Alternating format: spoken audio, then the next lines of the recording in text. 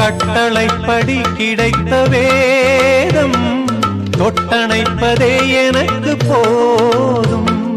மொட்டு மல்லிகை எடுத்து தூவும் முத்து புன்னகை எனக்கு போதும்.